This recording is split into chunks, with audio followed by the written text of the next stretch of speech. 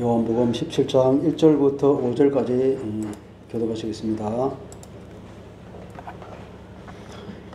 예수께서 이 말씀을 하시고 눈을 들어 하늘을 우러러 이르시되 아버지여 때가 이르렀사오니 아들을 영화롭게 하사 아들로 아버지를 영화롭게 하게 하옵소서.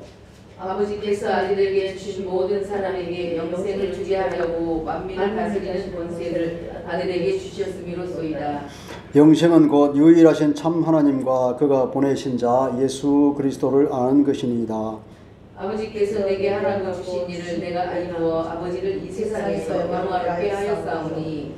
같이 읽겠습니다. 아버지여 창세전에 내가 아버지와 함께 가졌던 영화로서 지금도 아버지와 함께 나를 영화롭게 하옵소서. 아멘. 하나님의 말씀입니다. 앉으십시오. 거룩하신 하나님 아버지, 이 시간은 하나님의 말씀을 듣는 시간입니다. 말씀을 통하여서 우리가 힘을 얻게 하여 주시고 말씀을 통하여서 우리가 주님을 더욱 닮아가며 주님을 향하여 달려갈 수 있는 거룩한 하나님의 자녀들이 다 되게 하여 주옵소서. 예수 그리스도 이름으로 기도합니다. 아멘.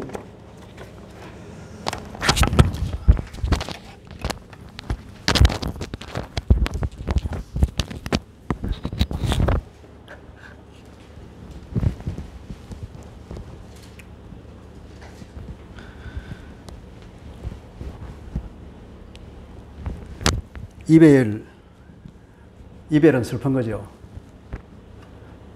이 세상에서도 이별을 주제로 한 노래가 얼마나 많습니까? 노래도 많고 또 시도 많죠. 옛날 학교에서 배운 그 한 시 혹시 기억나는지 모르겠어요. 고려시대의 그 유명한 시인 정지상이 지은 칠원절구의 송인이라는 시가 있습니다. 송인, 이제 사람을 떠나 보내는 거죠, 그죠? 이별이라는 뜻입니다. 그 한 시에 보면 우헐장제 초색다하니 송군 남포 동비가라 대동강수 하시진고 별루년년 첨녹파라 이런 시가 있습니다. 이것을 우리말로 풀었으면 이제 한 시를 한글로 풀었으면 좀 뭡니까 이거 그런 미가 좀 없어지긴 하지만 비개인 긴 뚝에 풀빛이 짙은데 님 보내는 남포에 슬픈 노래 울리네. 대동강물은 언제나 마를까. 이별의 눈물 해마다 푸른 물결에 더해지는데. 이런 식이거든요. 한번 우리가 상상을 해봅시다. 자기가 존경하는 선생님이 역적으로 몰려서 이제 포박당해 서울로 압송당하는 장면이 있습니다. 그 대동강 나룻배를 타고 이제 근데 그 제자들이 모여서 그 선생님을 배웅하는 겁니다. 요한복음 17장은 예수님께서 제자들과 이별하는 장면인 거예요. 13장부터 16장까지 혹은 14장부터 16장까지는 주님의 그 고별 설교라고 그럽니다. 제자들과 이제 곧 십자가에서 달려 죽을 앞을 내다보고 제자들은 까맣게 모르지만 어쨌든 주님은 다 아시니까 그래서 제자들에게 하고 싶은 말을 이제 마지막으로 다 설교를 하고 17장에 들어와서는 이제 축복 기도를 하는 장면이죠. 아까 우리가 보았던 그 시 송인이라는 시와 다른 점은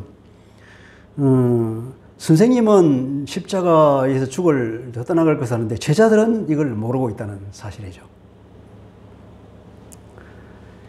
그 옛날 고대 근동 지방에는 이 관습이 이제 마지막 떠나보내는 그 마당에는 이렇게 이제 유언 같은 그런 얘기를 하고 그때는 꼭 이제 축복 기도를 했다고 합니다. 그 야곱의 축복 기도를 기억하시나요? 창세기에 나오는 야곱이 죽기 직전에 이제 자녀들하고 다 유언을 다 하고 그리고 축복 기도를 해주지 않습니까? 12아들에게 다. 그리고 모세도 보면은 모세가 죽기 전에 이제 각 12지파를 축복하는 얘기도 나오죠, 그죠? 모세의 고별 설교가 있고 그리고 축복 기도가 있습니다. 주님도 이렇게 고별 설교를 다 마치고 난 뒤에 이제 제자들을 향해서 축복 기도를 해주는 장면이 이 17장 내용이죠. 이 주님의 그 축복 기도가 너무나 유명해서 16세기 신학자 다비드 키트레우스라는 사람이 이름을 붙였습니다. 이것이 우리 주님의 대제사장적 기도다. 그렇게 명명을 한 이후부터 모든 사람들이 이 요한복음 17장을 주님의 대제사장 기도라 이렇게 말하고 있습니다. 기도의 내용을 전체적으로 다 우리는 5절까지만 읽었지만 끝까지 읽어보면 내용은 첫째, 오늘 우리가 1절부터 5절까지 읽었는데 이 내용은 주님의 영광을 구하는 기도예요. 제일 먼저 주님의 영광을 구하는 기도를 했고, 두 번째로는 그 제자들을 지켜달라는 기도를 하고 있습니다. 그리고 제자들을 지켜달라는 기도에 덧붙여서 이제 그 제자들을 거룩하게 해달라는 기도를 하죠.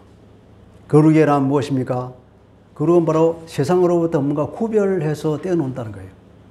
구별된다는 거예요.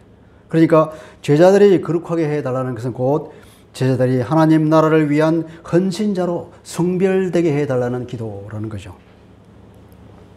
그리고 그뿐이 아니라 이제 제자들을 통해서 예수를 믿게 될 나중의 사람들, 지금은 없지만 그런 사람들을 위한 기도. 그러니까 다른 말로 하면 앞으로 생겨날 교회를 위한 기도겠죠. 교회. 그 교회가 성삼위 하나님과 하나됨을 위해서 기도하고 또 그 교회 구성원들이 하나 되기를 위해서 기도하고 어떤 주님의 영광을 보게 해달라고 그렇게 기도를 하고 있는 것을 우리가 보게 됩니다. 오늘 우리가 읽었던 1절부터 5절까지인데 이것은 이제 주님을 위한 기도인데 먼저 아들을 영화롭게 하소서 이렇게 기도하고 있습니다. 그렇죠, 그죠? 아버지여 때가 왔습니다. 그렇죠. 때가 왔습니다. 그러니까 아들을 영화롭게 하십시오. 좀 제자들을 위해서 기도해야 되는 생뚱맞게 자신의 영광을 위해서 기도한다는 게 좀 이상하게 보이긴 하죠. 때란 어떤 때입니까? 십자가를 질 때는 말이죠. 십자가를 지고 이제 죽어야 할 때, 주님의 마지막 소명을 클라이막스를 이루는 그 때가 왔다는 것입니다. 요한복음에서는 주님이 때라는 말이 자주 나오는데 늘 주님이 말씀하시기를 내 때가 아니다. 아직은 내 때가 오지 않았다. 이렇게 말씀하셔요. 그 때라고 하는 것은 바로 이 클라이막스. 주님 십자가의 그 대속의 죽음을 말하는 겁니다. 십자가에서 죽고 다시 부활하고 부활하는 그것. 주님의 사역의 최고 절정이지 않습니까? 항상 그 때를 얘기하는데 그 때가 오기 전까지는 십살에 죽으면 안 되죠. 왜냐하면 그때까지는 하나님을 계속 계시하고 하나님의 말씀을 선포하고 제자들이 생겨나도록 이 땅에 교회를 남겨야 하기 때문에 그 사역이 끝나기 전까지는 주님의 때가 주님 십자가에서 죽으면 안 됩니다. 그래서 그 때를 늘 주님께서 보고 했었는데 드디어 때가 왔다는 말씀을 하죠. 이제 이 날에 있기 며칠 전인가요? 주님께서 드디어 예루살렘으로 입성하고 하는 그날인가 그 다음 날인가 보면 이제 그런 일이 있습니다. 12장에 이 말이 있습니다. 12장 23절에 보면 때가 왔다 그렇게 선언합니다. 헬라 사람이 예수님을 찾으러 왔다는 거죠. 그러니까 6월절 명절을 맞이하여서 온 세계에 퍼져 있는 디아스포라들이 예루살렘에 예배하러 왔는데 그때 헬라 사람이 와서 예수님을 찾았다는 거예요. 그러니까 헬라까지도 주님의 그 사역이 선포가 되고 알려졌고 예수가 누군가 하는 것이 이제 그분이 메시아인가 하는 의문을 가지고 사람들이 찾아왔다는 겁니다. 그래서 이제 지금 때가 왔다는 거죠. 주님께서는 그 상황을 파악하고 어떤 상황이냐 하면 이제 유대는 모든 사람이 다 돌아섰어요. 몇몇 사람을 제외하는 모든 유대인들이 다 주님을 돌아서서 주님과 주님께 대적하고 있는 상황. 그리고 이방에까지 예수 그리스도가 알려졌다는 상황. 그것을 보면서 이제 주님께서는 때가 왔다는 것을 알고 때가 왔다고 선포를 하시죠. 주님께서 이때도 기도하셨습니다. 이때도 하나님의 이름을 영광스럽게 하소서 이런 기도를 했죠. 12장에 보면 그런 내용이 나옵니다. 여기서는 이제 아들을 영화롭게 하소서 그렇게 말하는 거예요. 아들을 왜 영화롭게 합니까? 그 이유는 보면 아들을 영화롭게 해서 아버지를 영화롭게 하옵소서 이렇게 말하는 거예요. 아버지의 이름이 영화롭게 되기 위해서 먼저 아들을 영화롭게 하소서 그렇게 하는 거예요. 그런데 이것은 2절과 짝을 이루고 있습니다. 2절을 읽어볼까요? 2절 같이 시작. 아버지께서 아들에게 주신 모든 사람에게 영생을 주게 하시려고 만민을 다스리는 권세를 아들에게 주셨음이로소이다. 우리 성경 번역은 마치 1절과 2절이 완전 분리되어 있는 듯한데 원문은 그렇지 않습니다. 원문은 2절 앞에 시작이 카소스라고 하는 전치사로 시작하는데 이 카소스라고 하는 말은 멈한 것처럼 이 말이에요. 그러니까 주님께서 아들을 영화롭게 해서 아버지를 영화롭게 하소서 하는 것은 2절에 보면은 마치 이것은 아들이 모든 권세를 받은 것처럼 아들을 영화롭게 하소서 이 말이에요.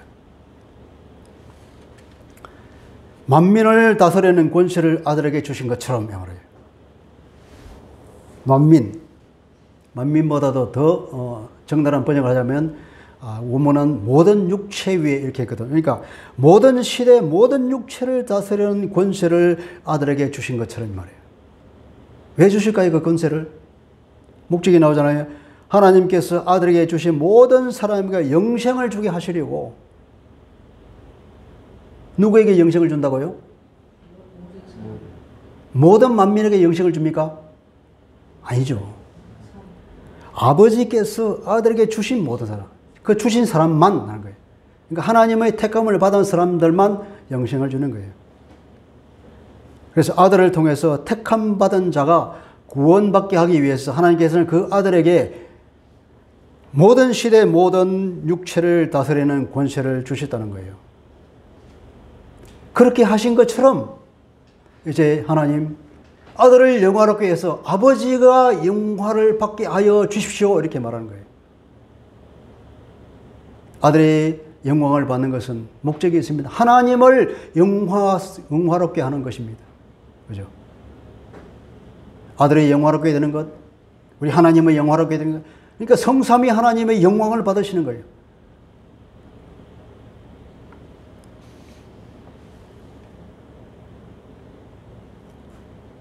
아버지께서 아들에게 주신 모든 사람만이 영광을 받는다. 구원을 얻는다. 영생을 얻는다. 또 다른 말로 하면 아버지께서 아들에게 주신 그 모든 사람 한 사람도 놓치지 않고 다 완벽하게 영생을 주게 하는 것이 주님의 목적이고 하나님의 목적이고 그래서 주님은 그 한 사람도 놓치지 않고 다 구원시키실 것입니다. 아멘이시죠? 그러니까 아들의 통치 안으로, 그죠? 아들의 그 다스리는 권세 안으로 들어오는 모든 사람은 한 사람도 빠지지 않고 다 영생을 얻게 된다는 말입니다. 그 아들의 권세는 어떻게 증명이 되었습니까?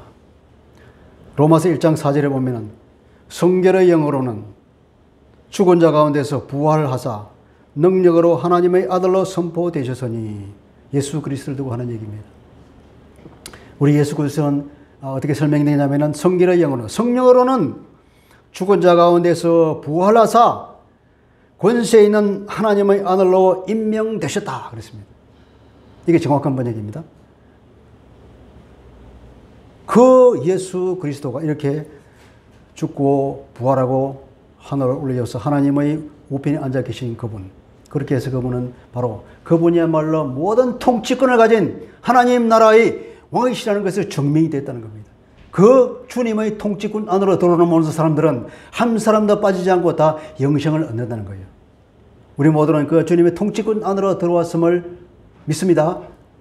아멘. 그래서 우리는 주님의 주권에 복종하는 사람입니다. 하나님께서는 우리 주님에게 이 권세를 언제 주셨느냐? 십자가를 칠 때 준 것이 아니라 이미 그 권세를 주셨던 거예요. 이미 창세전에 이 십자가 사건의 순종을 미리 내다보고 아들에게 권세를 주셨다는 것입니다. 이것은 바로 그래서 하나님의 구원 계획의 일부예요. 이것은 출애굽기에도 그것이 나와 있습니다. 출애굽기 19장 5, 6절은 보면은 이렇게 말씀하고 있습니다. 세계가 다 내게 속하였나니 너희가 내 말을 잘 듣고 내 언약을 지키면 너희는 모든 민족 중에서 내 소유가 되겠고 너희가 내게 대하여 제사장 나라가 되며 거룩한 백성이 되리라. 제사장 나라, 거룩한 백성. 이스라엘 사람들을 이렇게 만들어서 온 인류를 구원하겠다고 하는 하나님의 구원 계획이 여기에 숨어 있는 거죠. 이게 출애굽기의 핵심 구절입니다. 이게 이스라엘 사람들을 제사장 나라와 거룩한 백성이 되게 하기 전에 주님께서 하나님께서 스스로를 어떻게 선포하죠? 세계가 다 내게 속하였다는 것을 선포하죠. 모든 세계를, 그죠? 모든 시대, 모든 육체를 다스리는, 모든 육체뿐 아니라 삼남만상을 다스리는 권한은 하나님께 속하 있다 이 말이에요.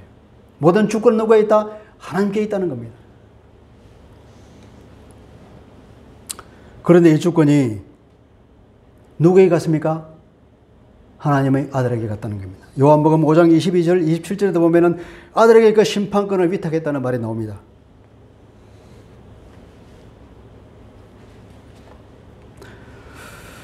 자, 그리고 영광스럽게 하다 말이죠. 아들을 영광스럽게 하십시오. 영광스럽게 하다고 하는 것은 찬양하게 하다 하는 그런 말과 같은 말이죠. 찬양을 받는 것이 그분이 영광을 받는 것 아니겠습니까? 이것은 다른 말을 하면은 아들을 영광스럽게 하십시오 하는 말은 십자가를 지는 순종을 하겠다고 하는 주님의 결심의 선포라고 봐야 됩니다. 왜냐하면 그 십자가의 길이 결국은 하나님의 영광에 이르는 영광의 십자가이기 때문에 그렇습니다. 십자가 사건을 통한 하나님의 구원 계획의 성취를 말하고 있는 겁니다. 그래, 그것은 믿는 자들로부터 이제 찬양을 받으실 것이기 때문에 그때 주님께서 영광을 입는 것입니다. 이것을 내다보고 내가 주님은 아버지 내가 십자가를 지겠습니다 하는 그 말이에요. 여러분, 십자가를 지는 것이 그 고통스럽고 그 얼마나 수치스러운 십자가입니까? 로마 사람들에게는 십자가 처형을 하지 않습니다. 너무 잔인하기 때문에. 이게 수치와 고난의 십자가가 결국 영광의 십자가라는 것을 주님께서 하시고, 그래서 나를 영광스럽게 하십시오 이렇게 말하는 것입니다. 그 깊은 의미를 우리가 알아야 되는 거죠. 주님께서 영광을 받는 것은 다른 말로 하면 아버지를 영광스럽게 하시는 겁니다. 그죠? 아버지께 영광을 받기 위하여서 아들을 영광스럽게 하십시오 그렇게 말한 것입니다.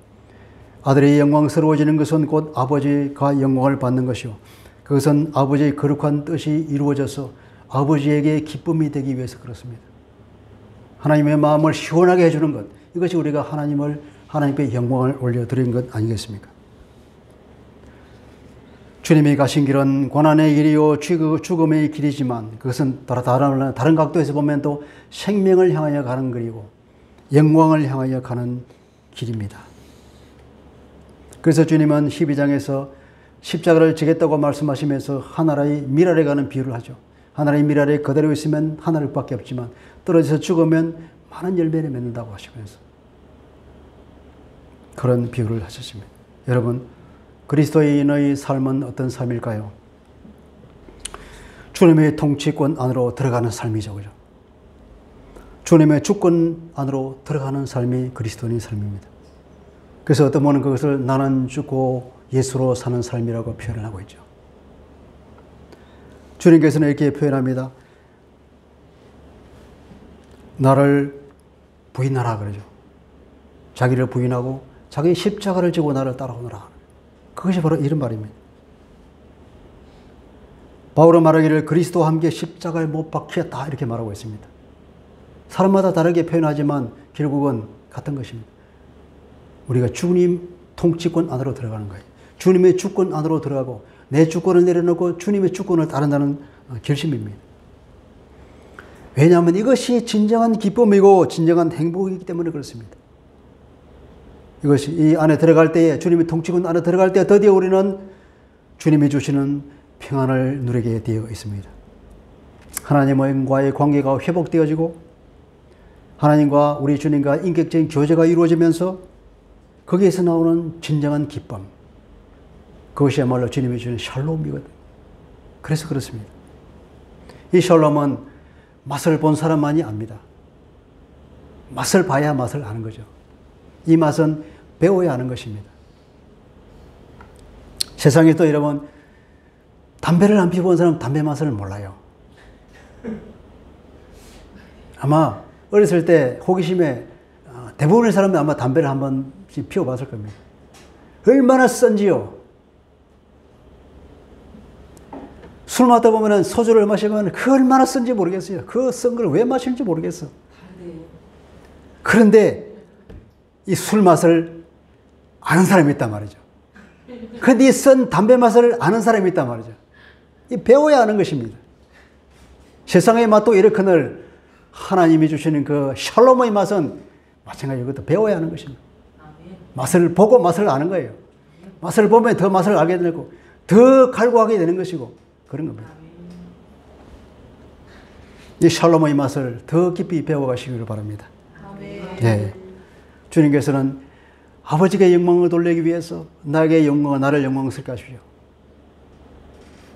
그것은 마치 하나님께서 나에게 주신 모든 사람에게 한 사람도 빠지게 영생을 주기 위해서 하나님께서 모든 통치권을 나에게 주신 것처럼 그렇게 오늘 이제 저를 영광스럽게 하십시오. 그래서 하나님의 영광을 받으십시오. 이렇게 주님이 선포하시는 곧 이제 십자가를 지고 주님께서 원하시는 하나님의 원하시는 그 구원 계획을 이제 이루겠습니다 하는 거예요. 이것이 그냥 되는 것일까요? 굉장히 힘든 내면의 치열한 싸움이 있어야 되는 것이겠죠. 그뿐 아니라 또 이렇게 기도합니다. 창세전에 주님께서 가졌던 그 하나님과 함께 계시던 그 영광으로서 아들을 영화롭게 해달라고 또 기도합니다. 우리 4절을 읽어볼까요? 4절 시작. 아버지께서 내게 하라고 주신 일을 내가 이루어 아버지를 이 세상에서 영원하게 하여 사오니 5절 같이 아버지여 창세전에 내가 아버지와 함께 가졌던 그 영화로서 지금도 아버지와 함께 나를 영화롭게 하옵소서. 그 창세전에 하나님과 함께 가졌던 그 영광으로서 나를 영광스럽게 해달라고 또 기도합니다. 이것은 단계가 있죠, 그죠? 4절에 있고 5절에 있습니다. 주님께서 먼저 이렇게 합니다. 아들이 이 땅에서 아버지를 먼저 영화롭게 했습니다. 그럽니다. 4절 아버지께서 내게 하라고 주신 일을 내가 이루어 아버지를 이 세상에서 영화롭게 했습니다. 이 세상에서 원문에 의하면 이 땅에서 왜냐하면 이게 대비가 되는 게 하나님께서는 하늘에 계시고 나는 땅에 있으니까 주님이 땅으로 내려왔잖아요. 땅에서 아버지께 영광을 돌리고 하나님은 하늘에서 이제 저에게 영광을 주십시오 하는 그 말이죠. 아버지께서 하라고 주신 일을 다 이루었습니다. 이 다 이루은 것은 바로 가장 중요한 십자가 일을 포함해서 하는 얘기입니다. 십자가를 눈앞에 두고 있는 그 십자가 사건을 주님이 다 이루신 걸로 가정하고 말하는 거예요. 주님께서 이 땅에 하나님으로서 이 땅에 내려오셨습니다. 성육신이라고 그러죠. 자기를 비워서 사람의 몸에 내려오신 그것 자체, 그것도 하나님의 뜻을 이루는 것입니다. 그것뿐입니까? 이 땅에 살면서 주님의 사역, 계속해서 하나님의 말씀을 통해서 하나님을 계시해 주잖아요. 우리 주님보다도 더 명확하게 하나님을 계시한 분은 아무도 없습니다. 행동으로서 하나님을 계시했고 말씀으로서 하나님을 계시했고 그분의 모든 삶을 통하여 다 하나님을 오롯이 내보이고 하나님의 계획을, 구원 계획을 다 알려주셨던 것입니다.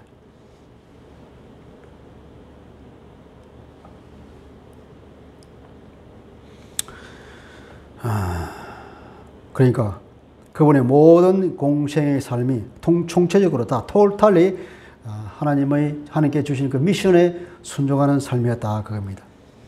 그러면서 주님은 요한복음에 보면 거듭 말씀하시기를 내가 한 것은 내가 스스로 한 것이 아니다. 그죠? 하나님의 말과 자신이 한 그 사역과 그 말은 다 내 것이 아니고 하나님의 것이다 이렇게 말하죠. 하나님이 내게 주신 말만 했고 하나님이 내가 하라고 한 그 일만 했다. 하나님께서 내가 보여주신 것 내가 본 그대로 너희들에게 했다. 주님께서 하신 그 모든 기적들, 표적들 그것도 다 하나님이 보여주신 것만 했다는 것이죠. 그래서 주님께서는 19장 30절을 말씀하셨던 것입니다. 예수께서 신포도주를 받으신 후에 이르시되 다 이루었다 하시고 머리를 숙이니 영원히 떠나가시니라. 십자가를 지고 운명하시면서 맨 마지막 말이 다 이루었다는 거예요. 왜 다 이루었다는 겁니까? 주님의 살아가는 그 모든 삶의 여정이 그 미션을 이루는 것이었기 때문에 그렇습니다. 다 이루었다 그러고 마침표를 찍었죠. 주님의 순종의 삶은 그 자체가 그래서 하나님께 영광을 드리는 일이었습니다. 나는 이 땅에서 하나님께 영광을 다 돌려줬습니다. 그러니 이제는 하나님 차례겠죠? 하나님이 이제는 제게 영광을 줄 때가 되었습니다. 그렇게 말하고 있는 거죠. 그래서 우리 거기 5절에 보면은 아버지여 창세전에 내가 아버지와 함께 가졌던 영화로서 아버지와 함께 나를 영화롭게 하옵소서. 이 원문에 보면 카이닌 하는 말로 시작하는 말이에요. 영어로 하면은 and now라는 거예요. 우리말을 번역하면은 그러니 이제는 이 말이에요. 내가 아버지께 이 땅에서 다 영광을 돌려주십니다. 그러니 이제는 아버지 차례가 아닙니까? 이 말이죠. 이제 이해가 되죠? 그죠? 그래서 4절과 5절이 이렇게 연결이 되는 거예요. 그대로 번역하면 아버지, 당신께서 아버지와 함께 나를 영화롭게 하소서. 창세전에 내가 아버지와 함께 가지고 있던 그 영광으로서 이렇게 말하고 있는 거예요. 그 영광이 어디 있습니까? 창세전에 아버지와 함께 가졌던 그 영광이 우리가 요한복음 1장 1절에서 볼 수 있습니다. 태초에 말씀이 계시니라. 이 말씀이 하나님과 함께 계시더니 이 말씀은 곧 하나님이시니라. 우리 주님을 말씀으로 비유했습니다. 그 말씀이 언제? 태초부터 하나님과 함께 계셨다는 거예요. 그리고 14절에 보면 말씀이 육신이 되어 우리 가운데 거하심에 그 하나님이신 말씀이 육신을 입고 이 땅에서 인간으로 태어났다는 말이에요. 우리가 그 영광을 보니 아버지의 독생자의 영광이요 은혜와 진리가 충만하더라. 아버지의 독생자의 영광. 태초에 하나님과 함께 계셨던 그 하나님과 함께 했던 그 영광. 그걸 말하고 있는 것입니다. 그 영광은 원래 하나님의 것인데, 주님의 것인데, 이제 그것을 다시 돌려받아야 되겠죠. 그것은 무엇을 말할까요? 부활을 말하는 거 아니겠습니까? 부활과 성취를 말하고 있는 것입니다. 부활을 통하여서 그 옛 영광으로 복귀할 것임을 주님께서 말씀하시고 있는 것입니다.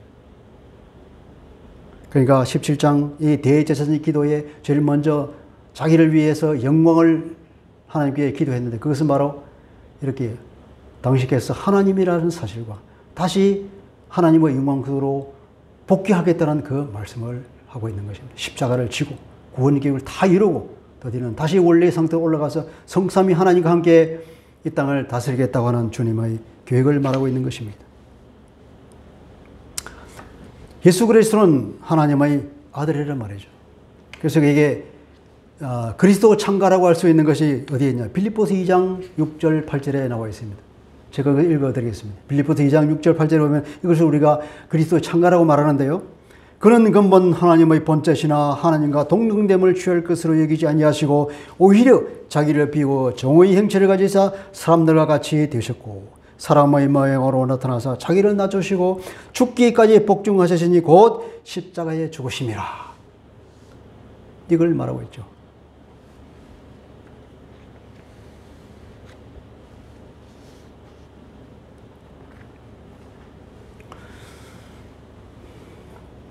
근데 주님께서는 부연 설명을 하십니다. 하시기를 영생이 과연 무엇이냐 하면 영생은 하나님을 아는 것이고 또 예수 그리스도를 아는 것이라고 설명하고 있습니다.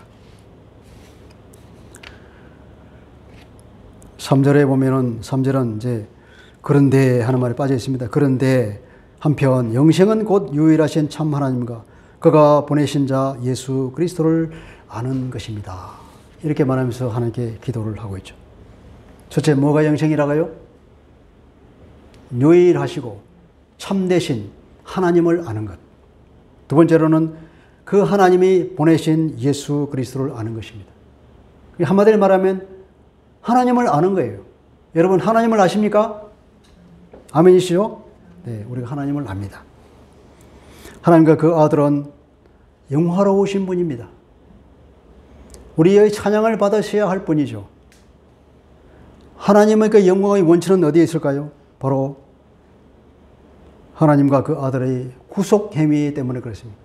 하나님은 성경에서 당신을 계시해 줄 때 우리를 구원하신 분으로 구원의 계획을 하시고 약속을 주시고 그 구원 계획을 쭉 이루어 나가는 과정이 성경 전체라고 말할 수 있습니다.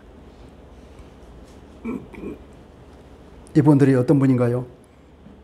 구원의 약속을 주시고 스스로 이루신 분입니다.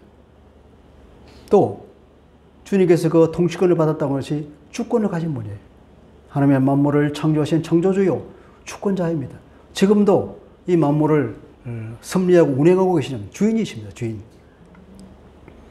또 우리가 아는 것은 그분은 우리의 아버지죠, 그죠? 우리의 보호자요, 우리의 공급자입니다. 이 하나님을 얼마나 깊이 아느냐에 따라서 하나님을 얼마나 누리는가, 얼마나 우리가 기쁨을 회복하는가에 달려 있습니다. 얼마나 우리 하나님을 깊이 아는가. 여기에 우리의 신앙생활이, 우리 삶이 들린 거예요. 조금 아는 사람이 있고 많이 갖고 더 깊이 아는 사람이 있습니다. 이러한 하나님, 이런 그리스도와 친밀한 사랑의 관계를 맺으며 사는 것, 이것이 구원받은 사람의 삶이겠죠. 그러니까 인격적으로 아는 것입니다. 경험해 나가는 거예요. 그런 겁니다. 구원받은 사람이 이렇게 주님을 계속해서 더 알아가는 과정 가운데 있습니다. 우리가 얼마나 더 깊이 알지 몰라요. 아마 천국에 가서도 하나님을 더 깊이 알아야 될 거예요. 천국에 가서까지도 계속해서 그 하나님을 더 깊이 알아갈 거예요. 왜냐하면 그분은 너무나 크시고 너무나 깊으신 분이라 우리가 아무리 평생을 영원히 알아가도 그 하나님을 다 모를 거예요. 그래서 영원히 찬양 받으실 분이죠. 저는 그렇게 상상합니다. 그래서 우리 구원은 일회성 이벤트가 아닙니다. 하나의 긴 과정이라고 생각해야 됩니다. 얼마만큼 안 하냐가 문제죠. 하나를 알아도 아는 것이고 둘을 알아도 아는 것이고 100을 알아도 아는 것이지만 하나를 아는 것과 100을 아는 것은 다르지 않습니까? 부부간의 관계를 봐도 알아요. 우리가 부부싸움 자주 하는데 너무 자주 한다고 말하면 안 될까? 왜 싸움하다 보면 우리 집사람 하는 얘기가 그렇게 오래 나와 살았으면 나를 몰라 그렇게 말이죠. 자기는 모른다는 거예요. 30년 이상 살았는데 내가 우리 집사람 잘 모르는 거예요. 그러니 우리가 주님을 안다고 하는 우리가 주님 얼마나 알겠어요. 물론 10년을 살아도 더 30년 사는 것보다 더 많이 아는 사람도 있겠지만 어쨌든 그런 게 좋은 거예요. 빨리 파악을 해야죠. 그게 똑똑한 사람 아니겠습니까? 저 30년을 살았는데도 나를 몰라 하는 그런 구박을 받는다니까요. 주님을 더 깊이 알았으면 좋겠습니다. 여러분도 그렇겠죠, 그죠? 그분을 알고 그 감격 가운데 빠져서 아름다운 사랑의 공동체를 이루었던 초대 교회를 보십시오. 그 사람 너무 기쁨이 넘쳐났어. 그냥 곧 주님이 오실 걸 생각하고 모든 걸 다 팔아가지고 함께 공동생활을 하면서 그냥 필요에 따라서 다 나눠줬다 그랬습니다. 그 감격이 너무나 컸어. 사도들은 또 어땠습니까? 그분의 선한 성품을 본받기 위해서 이곳에 선을 행하자 이렇게 막 외치고 다녔던 그들 아니었습니까? 중세 시대 그 우리 교부들이나 혹은 수도사들 보면은 그분을 더 깊이 알기 위해서 깊은 묵상 가운데서 그렇게 오랫동안 몰입했던 사람들 아닙니까? 이 분들이 한결같이 다 뭐냐? 주님을 더 깊이 알고 싶은 거예요. 더 깊이 알아가는 것입니다. 그들의 생각에는 내가 구원받았다 이런 생각 없는 거예요. 그냥 좋은 거예요. 그냥 계속해서 더 깊이 주님을 알고 싶은 것뿐인 거죠. 이렇게 믿음의 선배들은 구원을 일생의 과정으로 생각하면서 살았던 것입니다. 하도 그 타락한 가톨릭에서 행함으로 구원을 받는다 그러니까 그래서 그 반발로 나온 것이 이신층의 교리이고 이신층의 교리가 교리적으로 맞지만 거기에 빠지면 안 되는 거예요. 일회성으로 너무 생각하고 나는 구원받았네 끝났네 그게 아니라는 거예요. 주님을 얼마나 깊이 아는가. 하나를 알고 하나를 알면 둘을 알고 싶고 둘을 알면 열을 알고 싶고 계속해서 알아가는 과정. 그것이 우리가 구원받은 사람을 살아가는 과정이죠. 과정이라 긴 과정이란 말이죠. 그렇게 해서 우리의 믿음이 깊어져야 한다는 것입니다.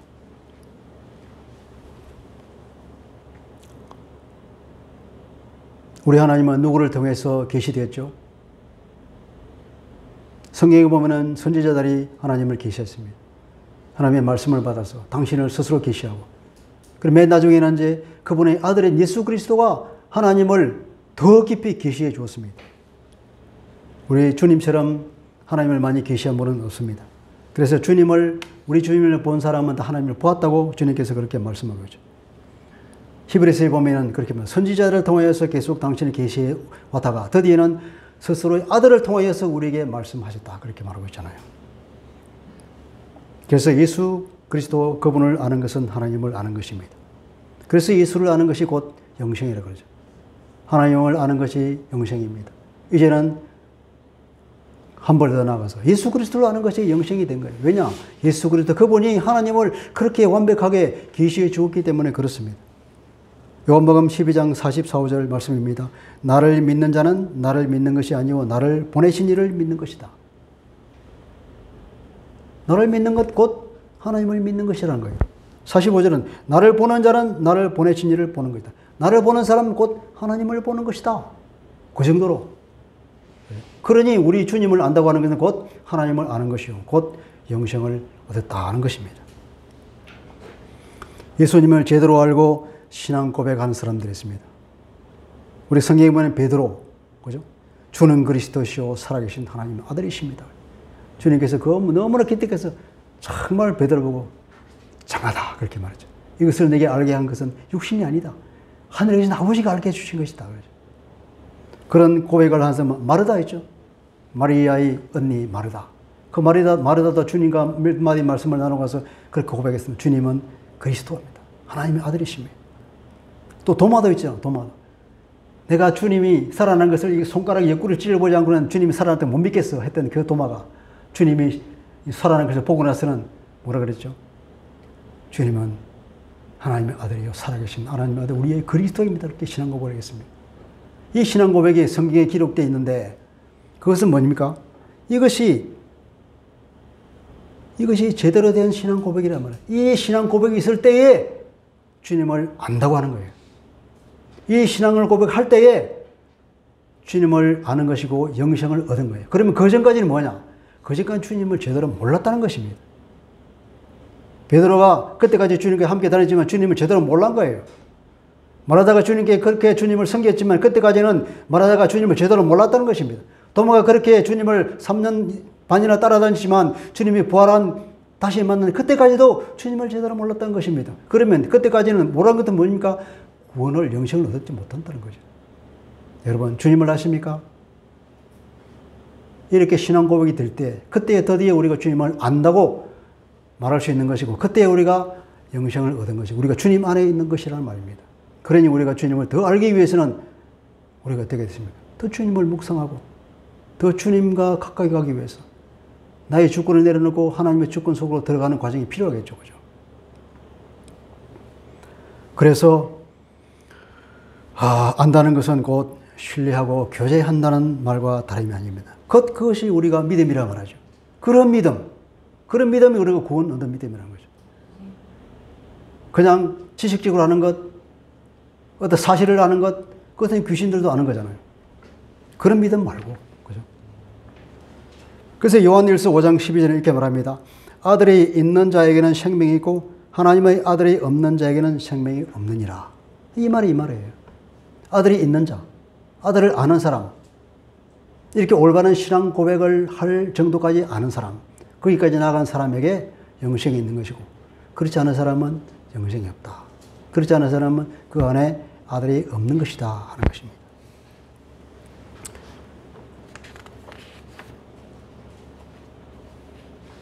말씀을 계속해 볼까요? 이 기도는 바로 주님께서 십자가를 지겠다는 주님의 순종의 결단을 고백하는 말입니다. 고난의 십자가를 짐으로써 영광의 길을 가게 되는 주님의 순종의 고백입니다. 12장에서도 주님께서 괴로워하며 기도했다는 내용이 나오죠. 공간복음에도 보면은 겟세마네에서 기도했다는 내용이 나오죠. 주님께서 땀을 뻘뻘 흘리면서 기도했다는 내용이 나오지 않습니까? 얼마나 치열한 기도를 했던지 마치 땀이 흐르기를 마치 우리가 표현할 때마다 땀이 팥죽처럼 흐르게 피가 뚝뚝뚝 떨어지는 것처럼 그렇게 땀을 흘리면서 기도를 했던 거예요. 얼마나 힘들었으면 십자가를 눈앞에 두고 그렇게 했겠습니까? 온몸을 스스로 바위에 부딪혀서 산산이 부서지는 그 아픔을 통과하는 과정이 꼭 필요했던 거죠. 이러한 기도의 결단이 없으면 칠 수 없는 것이 십자가 아니겠습니까? 그 십자가는 정말 고통과 치욕의 십자가가 아니겠습니까? 우리 앞에 놓여진 이 십자가라는 강, 그 강 너머에는 영광이 있지만, 그러니까 영광을 취하기 위해서는 이 십자가라는 강을 건너야 된다는 거죠. 그 건너기 위해서는 이러한 고뇌에 찬 기도가 필요하다는 거죠. 격렬한 기도의 과정이 주님께서 필요했던 거죠. 하물며 우리에게는 얼마나 더 기도가 필요하겠습니까? 우리에게도 어떤 통과해야 될, 돌파해야 될 상황이 놓입니다. 주님께서 이렇게 기도하면서 능력을 얻었듯이 우리도 능력을 받아야 되겠죠. 곧 기도는 능력이라는 것을 우리가 알 수 있죠. 주님이 그렇게 기도를 하면서 능력을 받았던 것입니다. 우리도 돌파가 필요할 때에 기도로 먼저 돌파합시다. 다행히 우리에게는 이런 십자가를 질 필요가 없죠. 주님께서 그 십자가를 지고 그 강에다가 다리를 놓았던 덕분이 아니겠습니까? 할렐루야. 우리는 이런 십자가는 질 필요가 없습니다. 우리가 질 수도 없는 것이고.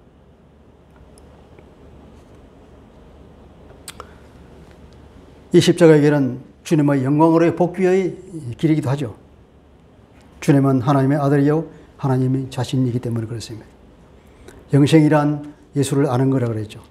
예수께서 계시하신 그 하나님을 아는 것이요 곧 인격적 교제의 삶을 사는 것이 아는 것이라고 그럽니다. 여러분, 영광의 길은 수치와 고난의 길을 통과하는 것을 우리가 보았습니다. 이 땅에서도 내 앞에 수치와 고난의 길이 닥쳐올 때가 있습니다. 그때도 우리는 기꺼이 감당합시다. 어떻게? 기도를 통해서 돌파할 수 있습니다. 주님께서 먼저 고난의 십자가를 가진 후에 영광으로 들어가셨기에 우리에게는 이런 십자가는 없지만 우리가 감당하기 힘든 고난도 올 수가 있습니다. 그때도 우리는 기도를 통해서 주님께서 하셨듯이 돌파할 수 있는 줄 믿습니다. 주님께서는 이 땅에서 하나님께 영광을 돌리며 사셨습니다. 주어진 일을 다 완수하셨다는 거죠. 그 결과는 어땠습니까? 하나님께서 주님을 영광스럽게 하셨던 것입니다. 우리가 주님의 일을 하면 주님은 우리를 영광스럽게 하실 줄 믿습니다. 그리고 마지막으로 무엇보다도 주님께서 이 십자가를 지셨기에 우리는 영광을 얻었습니다. 지금 우리가 사순절 기간입니다. 주님의 부활을 우리가 기대하면서 그 주님의 십자가와 그 죽으심과 부활을 묵상하죠. 주님께서 이런 고뇌에 찬 결단의 기도와 그것이 영광의 길이라는 걸 아시고 고난은 한마디도 말하지 않고 그 영광만 주님께서 말하죠. 아들을 영광스럽게 하십시오. 그래서 하나님의 영광을 받으십시오. 내가 이 땅에 살면서 하나님께 영광을 다 돌려드렸습니다. 이 영광만 말하고 있는 것입니다. 영광이 너무나 크기에 그 고난의 그림자는 보이지 않는다는 것입니다. 주님께서 그 십자가를 지신 공로로 우리는 영광 속에 있는 줄 믿습니다. 그 뒤에 기도를 보면은 그 제자들을 위해서, 그 제자를 통해서 예수 믿는 모든 사람들을 위해서 하나님의 사랑의 과 주님께 영광을 주었다고 말하고 있거든요. 우리가 주님의 그 영광을 입은 사람으로서 주님을 찬양합시다. 아멘. 주님께 감사하고 그분께 영광을 돌리는 삶을 사는 것이 마땅한 줄 믿습니다. 아멘. 기도하겠습니다. 하나님 아버지, 주님께서 마지막 기도를 하시면서 당신에게 영광을 돌려달라고 기도하였습니다. 그것은 바로 십자가를 지겠다는 고백이요, 그것을 통해서 하나님의 구원 계획을 이루고 하나님의 마음을 시원케 하겠다는 그 영광을 말하고 있습니다. 주님께서 그 십자가를 지셨기에 우리도 주님과 영광 가운데 참여하고 있는 줄 믿습니다. 우리가 주님께서 이 땅을 사셨을 때 우리가 그 사명을 감당하고 영광을 보았듯이 우리도 우리에게 주어진 모든 고난도 기도로 돌파하면서 항상 주님의 자녀다운 삶을 살아갈 수 있도록 힘과 은혜를 더하여 주옵소서. 주 예수 그리스도의 이름으로 감사하며 기도합니다. 아멘.